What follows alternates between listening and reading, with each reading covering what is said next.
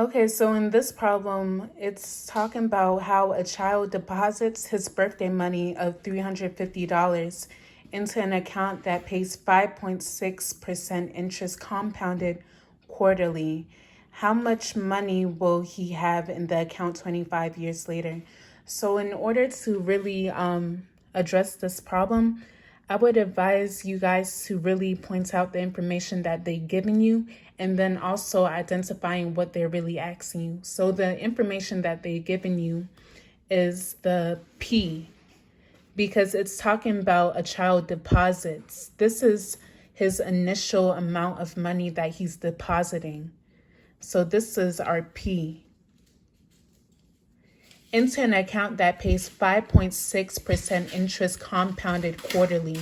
So not only is this giving us our R, but it's also giving us our M with how much he's paying the interest, which is quarterly. And now it's asking us how much money will he have in the account 25 years later.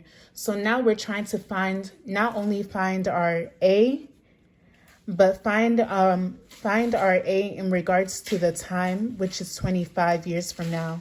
So the formula that we'll use is A equals P parentheses 1 plus RM to MT. And our RM is sometimes written as I. And our MT is also sometimes written as N. So when you see another form to see this formula is A equals P parentheses 1 plus I to the N power. It's all the same thing, it's just written differently.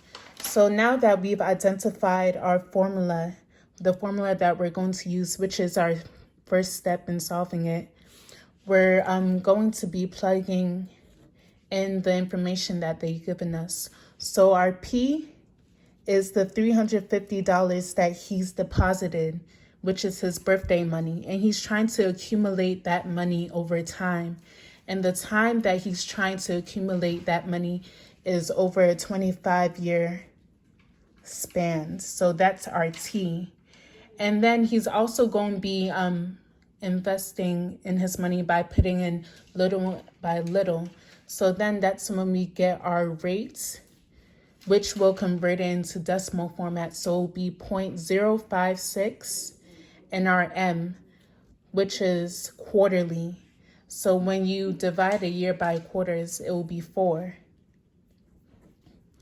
So now that we have our information, we need to plug it into the formula, which is going to be our third step. And remember what we're looking for. We're looking for how much money he will have in the accounts 25 years from now. So we're looking for our A.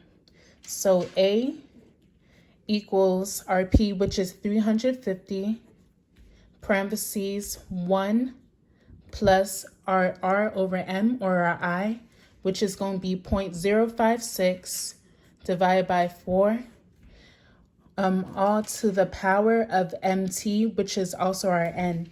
So it's going to be 4 times 25. And when you calculate that, you should get your amount that he will obtain after 25 years from his initial amount of 350 and depositing a 5.6 interest compounded quarterly after 25 years. And that should be your answer.